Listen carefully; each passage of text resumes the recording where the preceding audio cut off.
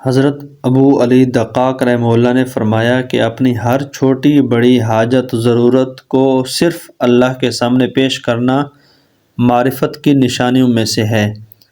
حضرت دقاق رحمہ اللہ نے اس جگہ حضرت موسیٰ علیہ السلام کی بڑی عمدہ مثال بیان فرمائی ہے۔ وہ یہ کہ حضرت موسیٰ علیہ السلام نے ایک بار ایک بہت بڑی چیز کا اللہ تعالیٰ سے سوال کیا۔ وہ یہ کہ انہوں نے اللہ سے عرض کیا، رب ارنی انظر الیک، سورۃ الاعراف، اے اللہ مجھے اپنا دیدار کرا دیجئے کہ میں آپ کو دیکھوں۔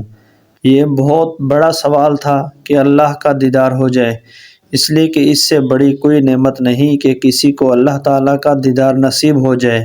جیسا کہ حدیث میں ہے کہ جنت میں جب جنتیوں کو اللہ تعالیٰ کا دیدار ہوگا تو جنتیوں کو جنت کی ساری چیزیں اس کے سامنے حقیر نظر آئیں گی اور اللہ کے دیدار کی لذت ساری لذتوں پر بھاری ہوگی۔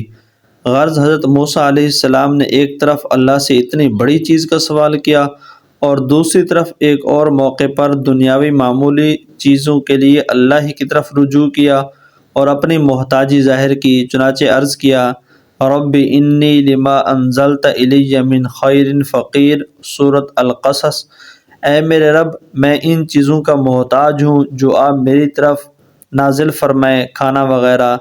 معلوم ہوا کہ ہر چھوٹی یا بڑی حاجت اللہ تعالیٰ سے مانگنا چاہیے اور ہر حال میں اللہ ہی کی طرف رجوع کرنا چاہیے، اس لیے کہ در تو صرف اسی کا ہے، اسی کے در کے سوا کسی کا در نہیں۔